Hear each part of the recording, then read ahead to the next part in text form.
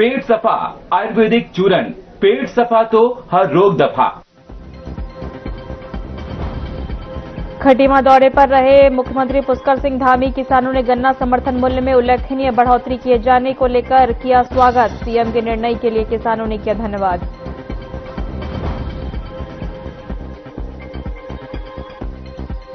उत्तराखंड कांग्रेस की दिल्ली हाईकमान के साथ हुई अहम बैठक। कांग्रेस ने राष्ट्रीय अध्यक्ष मल्लिकार्जुन खड़गे और वरिष्ठ नेता राहुल गांधी ने की अध्यक्षता। 2027 विधानसभा चुनाव को लेकर हुई चर्चा।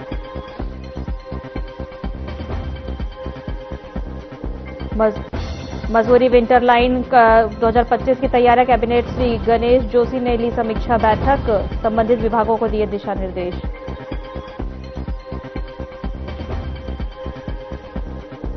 ऋषिकेश में पुलिस ने चेकिंग के दौरान पकड़े 3 नशा तस्कर। आरोपियों के कब्जे से शराब, चरस और स्मैक बरामद। एनडीपीएस एक्ट के तहत मुकदमा दर्ज।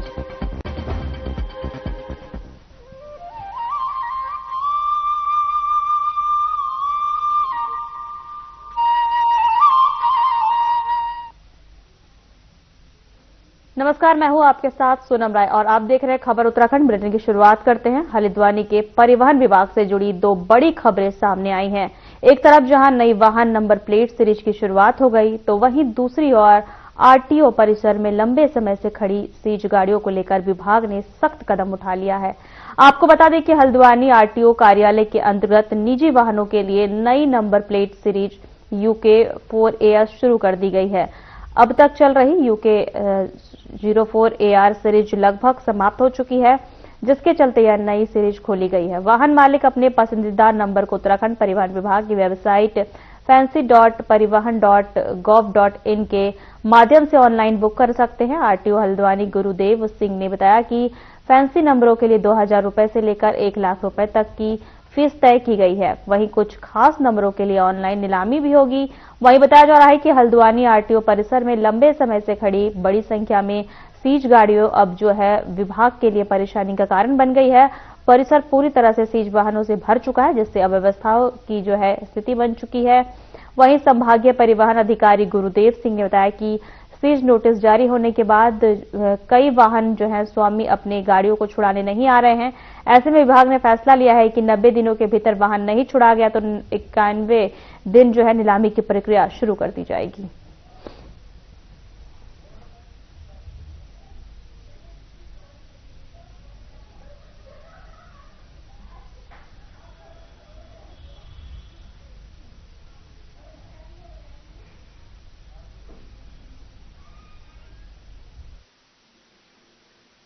हमारे कार्यालय में हल्द्वानी ऑफिस में वर्तमान समय में यूके 04AP सीरीज चल रही है, जो कल समाप्त हो जाएगी और कल हम जो है यूके 04AS सीरीज जो है उसको खोलेंगे। तो इसमें जो भी वाहन स्वामी जो फैंसी नंबर या इच्छित नंबर हैं जो लेना चाहते हैं, वो निर्धारित प्रक्रिया के अनुसार शुल्क जमा करके और निर्धारित प्रक्रिया का अनुपालन करके उस नंबर को बुक करा सकते हैं। कुछ नंबर जो है उसमें जो है निर्धारित जो है 25,000, 1,25,000 और 10,000 के जो बैंक ड्राफ्ट जमा करके निर्धारित नीलामी प्रक्रिया में जो पार्टिसिपेट कर सकते हैं। और उसके बाद जो है अन्य जो है कुछ नंबर हैं उनमें जो है ऑनलाइन शुल्क जमा करके नंबर प्राप्त कर सकते हैं। और जो बुक नंबर कराए हैं उनमें उन नंबर को 1 माह के अंदर जो है अपने वाहन पे इंटर कराना आवश्यक है।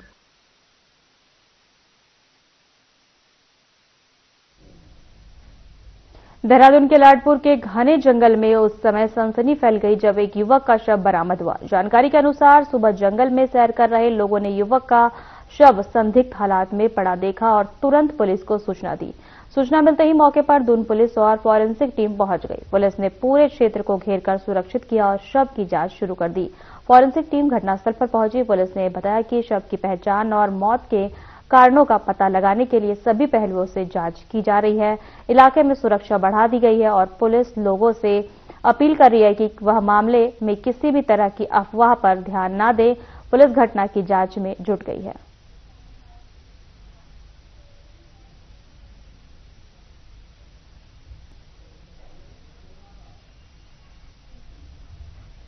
उत्तराखंड में इस समय मानसून की बेरुखी बरकरार है। सूखी ठंड लोगों को राहत देने के बजाय परेशान कर रही है।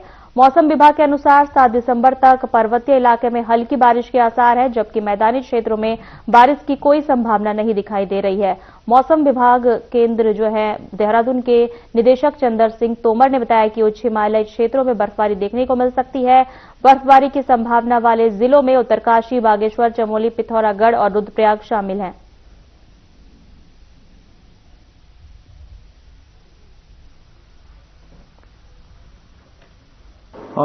देखिए, अभी जो है पोस्ट मानसून नवंबर का महीना जो आता है उसमें हमारा लगभग नॉर्मल के आसपास ही जो रेनफॉल रिकॉर्ड हुआ है, काफी कम बारिश होता है। जो नॉर्मली है वो 38 मिलीमीटर के आसपास है और 42 मिलीमीटर हमको बारिश रिपोर्ट हुआ है प्रदेश में।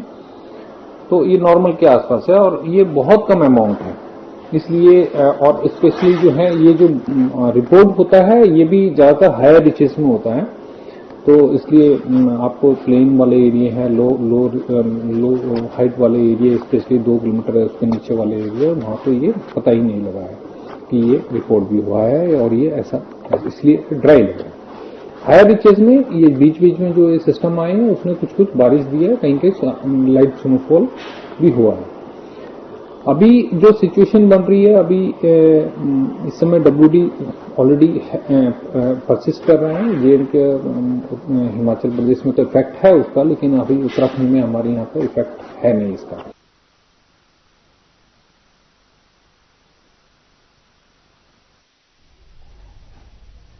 नंदा गौरा योजना के लिए आवेदन की अंतिम तारीख बढ़ाकर अब 20 दिसंबर कर दी गई है। यह फैसला कैबिनेट मंत्री रेखा आर्या के निर्देश पर लिया गया है। मंत्री रेखा आर्या ने बताया कि योजना के लिए पहले आवेदन की अंतिम तारीख 30 नवंबर थी। अब तक 30,000 से अधिक आवेदन प्राप्त हो चुके हैं।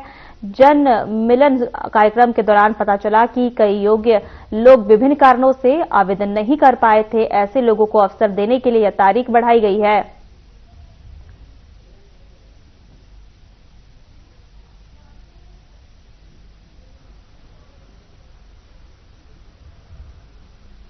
नंदा गौरा योजना जो हमारी 12वीं पास की हमारी छात्राएं हैं उनको सरकार की ओर से उच्च शिक्षा के लिए एक प्रोत्साहन राशि मिलती है।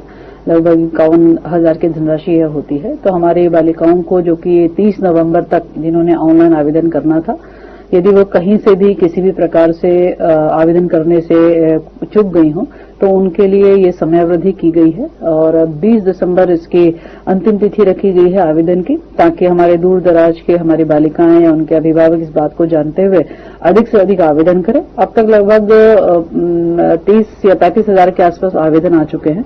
अब चूंकि उन आवेदनों में भी स्क्रूटनी होनी है तो हमने एक पुनः अवसर दिया है कि कोई भी बच्ची जो है वो रह ना जाए। तो मैं समझती हूँ कि ये जो समय का एक्सटेंशन हुआ है इससे हमारी दूर दराज की बालिकाओं को लाभ भी मिलेगा और उच्च शिक्षा के लिए भी प्रोत्साहित भी होंगे।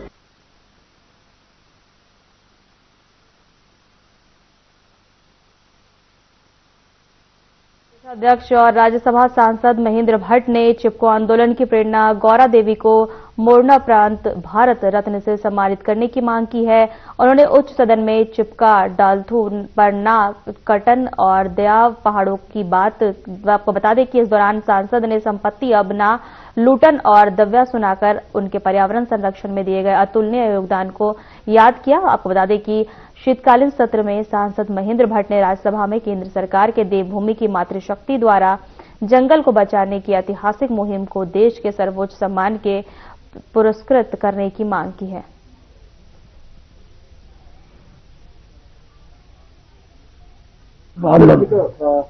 लंबा समय हो गया, अब तो बिहार चुनाव भी हो गए। सभापति महोदय, गौरा देवी जी उत्तराखंड के सीमांत जनपद चमोली की जोशवट विकास खंड के रैणी गांव की भोटिया जनजाति की ग्रामीण महिला थी, जिन्होंने अपने जीवन काल में पर्यावरण संरक्षण के लिए चिपको आंदोलन की शुरुआत की थी। चिपको आंदोलन हिमालय क्षेत्र में बड़े पैमाने पर और पेड़ों की कटाई के खिलाफ मातृशक्ति के द्वारा वृक्षों के आलिंगन से जुड़ा हुआ आंदोलन था। आज आंदोलन के 51 वर्ष पूर्ण हो गए हैं। पर्यावरण बचाने के लिए यह चिपको आंदोलन 26 मार्च 1974 को इस सीमांत क्षेत्र में प्रारंभ हुआ, जब पेड़ों को काटने वाले ठेकेदारों द्वारा पेड़ काटने के लिए मजदूरों को भेजा। तब गौरा देवी जी के नेतृत्व में महिलाएं इन पेड़ों पर चिपक गई उन्होंने कहा पेड़ों को काटने से पहले उन्हें काटा जाए। इस आंदोलन की गूंज को भारत सहित संपूर्ण दुनिया ने सुना। चिपको आंदोलन ने देश में पर्यावरण संरक्षण बड़ा मुद्दा बना दिया और यह आंदोलन भारत के हिमाचल, कर्नाटक, राजस्थान और बिहार राज्यों तक फैल गया। मीडिया वालों के अंदर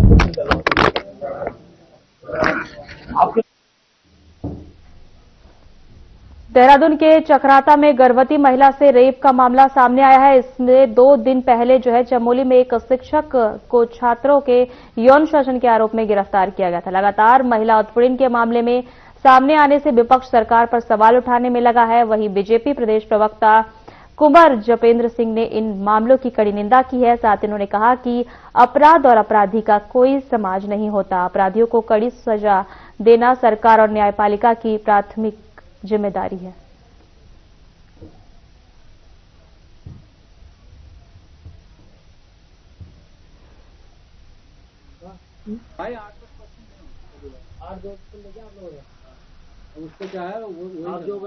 अपराध और अपराधी का कोई भी समाज नहीं होता और जिसके अपराधी के दिमाग में अपराध पनपता है और उसके बाद उसे कड़ी सजा देना सरकार का काम है, एक उदाहरण के तौर पर न्यायपालिका का काम है। और अब इस तरह के अपराधों को क्षमा नहीं किया जा रहा। न्यायपालिका भी इस पे सख्त है और कार्यपालिका भी इस पे सख्त है, शासन प्रशासन भी सख्त है। तो निश्चित तौर पर इस तरह का कृत्य करने वालों को कड़ी से कड़ी सजा के प्रावधानों के तहत सजा मिलनी चाहिए और न्यायपालिका इसमें अपना काम बखूबी निभा भी रही है। 8-10 क्वेश्चन नहीं हो 8-2 को लेके आप लोग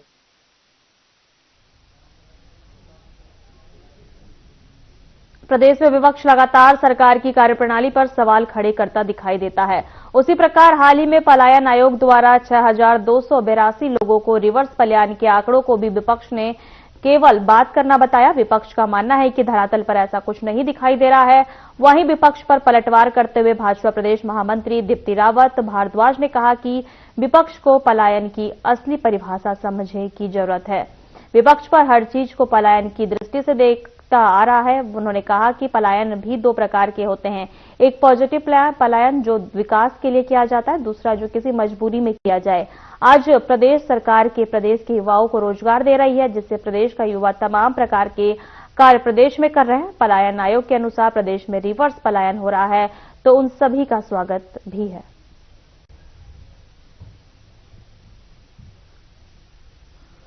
पहली बात तो शायद कांग्रेस को डेफिनेशन एक पूरी आपको भी पूछनी चाहिए उनसे कि पलायन का डेफिनेशन है वो है क्या। और बहुत सारे हमारे अभी पलायन आयोग का एक रिपोर्ट भी है कि किस प्रकार से पलायन आयोग ने किया है। वो वापस भी आए हैं, रिवर्स भी आए हैं। आज वो अपने गांव में घर में कुछ अपना काम कर रहे हैं, कोई डेयरी का काम कर रहा है, कोई फिशिंग मतलब हमारी जो एक पालन है उसका काम कर रहा है।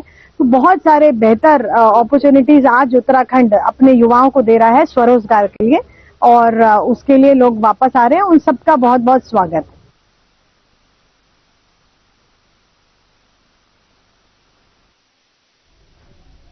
विश्व दिव्यांग दिवस के अवसर पर समाज कल्याण विभाग के तत्वाधान में जिला चिकित्सालय पौड़ी मुख्य अतिथि के रूप में उपस्थित विधायक राजकुमार पौड़ी सहित अन्य अतिथियों ने दक्ष दिव्यांगजनों को सम्मानित किया। समाज कल्याण विभाग के तत्वाधान में दक्ष दिव्यांग कर्मचारियों व स्वरोजगारियों के सम्मान में आयोजित इस कार्यक्रम में राज्य स्तरीय पुरस्कार के लिए चयनित 2 दक्ष दिव्यांग कर्मचारियों और 3 दक्ष दिव्यांग स्वरोजगारियों को 8-8 हजार रुपए की धनराशि, प्रमाण पत्र, प्रस्तुति पत्र व शॉल उड़ाकर सम्मानित किया गया, जबकि 10 दिव्यांगजनों को कृत्रिम उपकरण दिए गए। वहीं 9 दिव्यांग को प्रमाण पत्र जारी किए गए। दक्ष दिव्यांग कर्मचारी व स्वरोजगारियों ने विश्व दिव्यांग दिवस के अवसर पर दिव्यांगजनों के सम्मान को लेकर इस पहल की सराहना करते हुए सरकार को धन्यवाद दिया।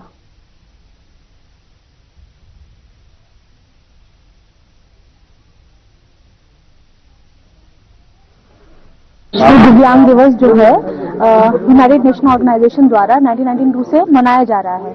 तो का उद्देश्य है इस दिवस को मनाने का वो ये एक जन जागरूकता फैलाना है कि दिव्यांग व्यक्ति जो है एक सामान्य व्यक्ति से किसी भी तरह से पीछे नहीं है। हमें केवल अपनी सोच को बदलने की जरूरत है, अपने दृष्टिकोण को बदलने की जरूरत है कि एक विकलांग व्यक्ति भी, एक अक्षम व्यक्ति भी हमारे समाज में उसी तरह से कंट्रीब्यूट कर सकता है जिस तरह से एक सामान्य व्यक्ति करता चला आ रहा है। आज बहुत ही सुंदर कार्यक्रम आयोजित किया गया समाज कल्याण विभाग के द्वारा। और आज जो ये सोच लोगों के मन में होती थी कि दिव्यांग लोग कुछ नहीं कर सकते हैं, उसको समाप्त करने के लिए, उस सोच को खत्म करने के लिए जो सरकार की बहुत अच्छी योजनाएं इस समय देखने को मिली हैं, तो ये आदरणीय मोदी जी की सोच हो सकती है, आदरणीय पुष्कर सिंह धामी जी की सोच हो सकती है कि हम किसी भी व्यक्ति को नहीं छोड़ेंगे बिना सम्मान किए हुए। जो काम करने वाले व्यक्ति हैं उनको सम्मान मिलना चाहिए, चाहे वो दिव्यांग हो, चाहे वो किसी तरह का भी व्यक्ति हो, चाहे महिला हो, चाहे पुरुष हो, किसी भी वर्ग का व्यक्ति हो, सबको सम्मान मिलना चाहिए। यदि वो अच्छा काम करता समाज में, तो ऐसे लोग अपने आप को जो है मायूस न समझे।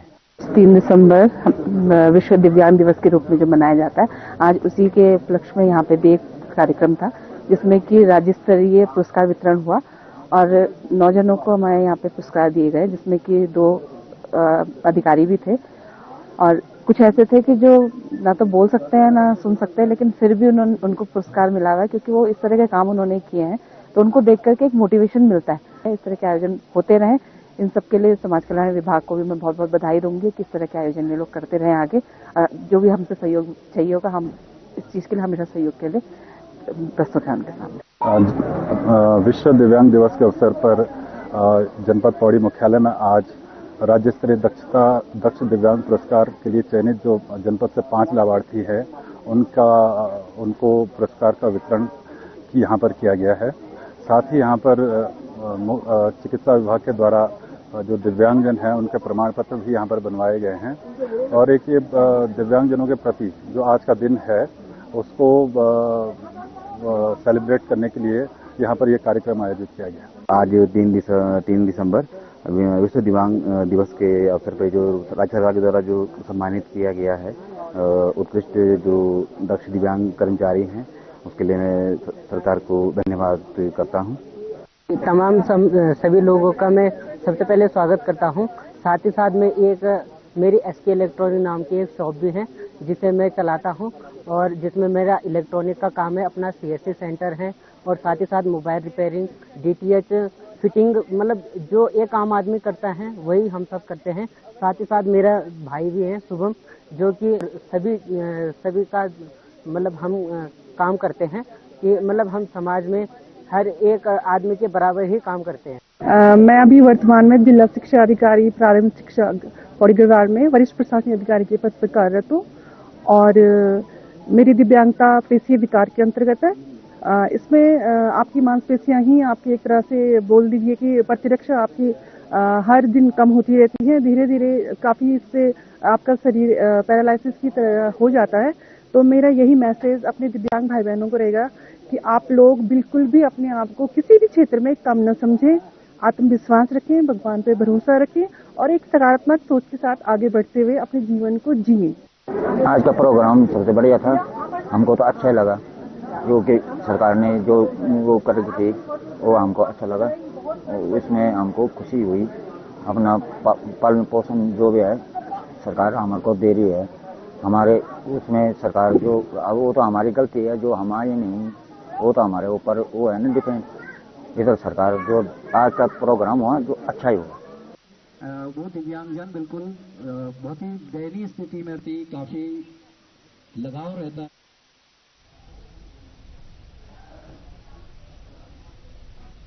पुलिस ने आगामी क्रिसमस और नववर्ष के जश्न को देखते हुए मोनिक्रितो क्षेत्र में जो है सुरक्षा व्यवस्था को जो है सुदृढ़ करने का प्रयास तेज कर दिए हैं, जिसके तहत रात में कैलाश गेट चौकी पुलिस ने क्षेत्र में जो है पैदल गश्त कर स्थानीय लोगों से मुलाकात कर उनकी समस्याओं को सुना। साथ ही पुलिस ने गश्त के दौरान स्थानीय निवासियों को बताया कि कुछ इलाकों में पथ प्रकाश की समुचित व्यवस्था नहीं है, अंधेरे का फायदा उठाकर नशेड़ी तत्व सक्रिय रहते हैं, जिस कारण आपराधिक वारदातों की आशंका बनी है।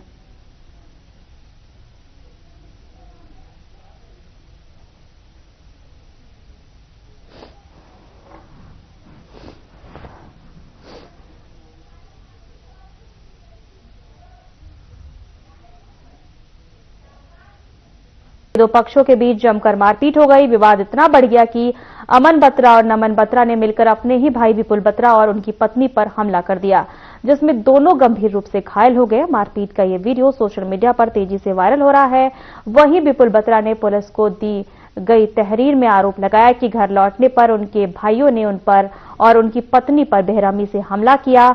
वहीं एसपी देहात शेखर चंद्र शुयाल ने बताया कि पूरे प्रकरण की गहन जांच की जा रही है।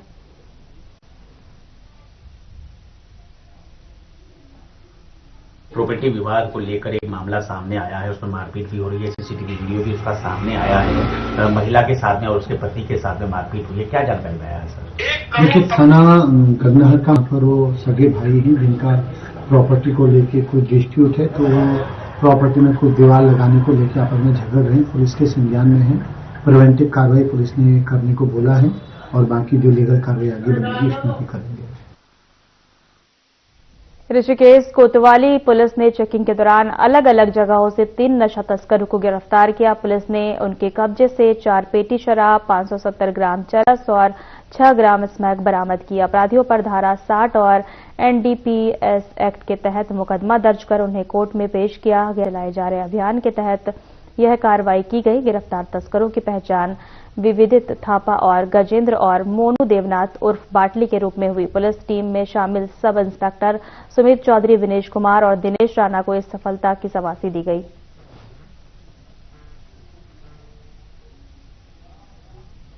चरस पकड़ी गई है। कोतवाली पुलिस को बड़ी सफलता हासिल हुई है, जिसमें कल 3 मेजर रिकवरीज हुई हैं। इसमें से एक तो आपकी है अवैध शराब पकड़ी गई है शामपुर चौकी क्षेत्र से, जिसमें 4 पेटी आपकी देसी शराब की बरामद हुई है और इसमें एक व्यक्ति अभी गिरफ्तार हुआ है। इसमें एक हमारे को वाहन भी इसमें बरामद हुआ है। इसी क्रम में एक लगभग 6 ग्राम स्मैक भी पुराने रेलवे स्टेशन के पास से बरामद हुई है और इसमें एक व्यक्ति अरेस्ट हुआ है।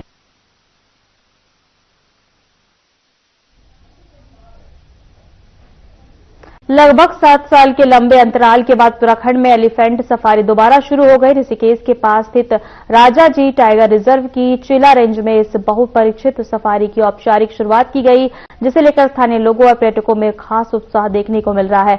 प्रमुख वन संरक्षक आर.के. मिश्र ने बताया कि एलिफेंट सफारी अपने आप में एक बेहद रोमांचकारी अनुभव है, खासकर युवाओं और स्टूडेंट के लिए। उन्होंने कहा कि हाथी पर बैठकर जंगल को देखने का अनुभव बिल्कुल अलग होता है। हाथी और मानव का रिश्ता सदियों पुराना है और देश के कई राज्यों में ऐसी सफारियां पहले से संचालित है। अब उत्तराखंड में इसका पुनः शुरू होना पर्यटकों को बड़ी संख्या में आकर्षित करेगा। वन विभाग का मानना है कि एलिफेंट सफारी शुरू होने से न सिर्फ पर्यटकों को एक नया एडवेंचर अनुभव मिलेगा, बल्कि स्थानीय अर्थव्यवस्था को भी बढ़ावा मिलेगा।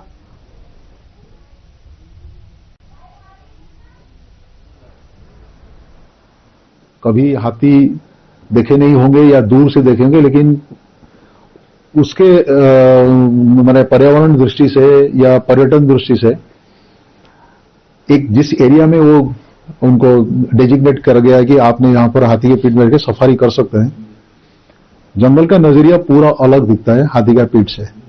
उसमें जानवर का मूवमेंट हो, ग्रासलैंड हो, वाटर होल हो, जो आपने गाड़ी में नहीं देख सकते, आप हाथी का पीठ से एक हाइट है वहां से आप देख सकते हैं। क्योंकि हाथी और मानव का बहुत पुराना रिश्ता है, तो हमारा जो फॉरेस्ट डिपार्टमेंट डिफरेंट स्टेट्स में ये हो रहा है, इसमें होता है कि जो इंप्रेसिबल एज के बच्चे होते हैं, स्कूल के बच्चे, कॉलेज के बच्चे, इस टाइप बच्चे होते हैं जिनके सामने कैरियर पूरा रखा हुआ है।